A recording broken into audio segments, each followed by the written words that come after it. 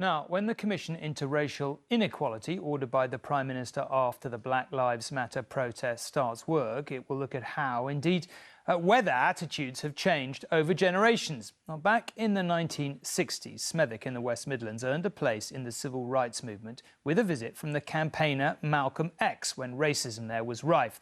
Those there who remember it and remember those times more generally say that, yes, overt racism has gone, but younger generations insist they still face discrimination. And I should warn you, our report includes language from the time that many viewers will find offensive. Marshall Street. This row of terrace cottages, then due east for 250 yards. We're not the first ITV team to make this journey along this street. Many streets in Smethwick have far bigger proportions. 56 years ago, this one used language deemed appropriate at the time. It's here that the whites have banded together and look as though they'll persuade the Conservative-controlled council to halt the coloured invasion. To save Marshall Street, they say, from becoming a black ghetto. He describes how white residents had petitioned for a form of apartheid on a suburban street. They use the back gardens for toilets. I don't think they know what the toilets are for. She's lying. She's just racist, that one. The white people are more... Does that hurt you? More than the coloured people. Does that hurt to hear that? Yeah, that woman. It's difficult for 79-year-old RAPHAEL to relive it.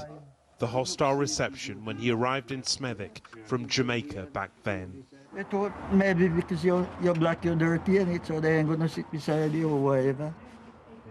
That's all it is. And today? Eh? And now? It's much better. It's a lovely place now. Even the climate change. We got 6 months of summer now.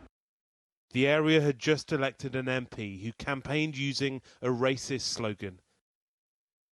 And into that toxic atmosphere flew Malcolm X, the American civil rights leader. He'd been invited by local people to see how they were being treated. So he walked alone all the way to the end of the Marshall Street and then turned back. Very calm, very composed. He said it is worse than the United States. That was his comment when he returned. But whatever they're told about progress, for many younger people this issue is not history. A debate in black and white which has evolved in the colour age. To be a black or Asian family on Marshall Street is not the same as it was. People talk back then about offensive insults being hurled in the street.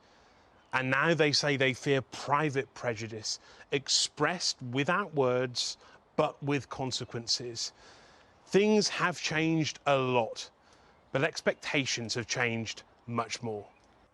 These men all work with teenagers in Smethwick and say suspicious looks, rejected CVs and police stops are often today's signs of discrimination. Unprovable but unforgettable. It's not accepted anymore because it's not the social norm. So back in the days you were told like things you have to pull up with it. That's just the way that the world is. It's been not as open, my experiences. So for me, I've had people, sort of look at me in a certain way.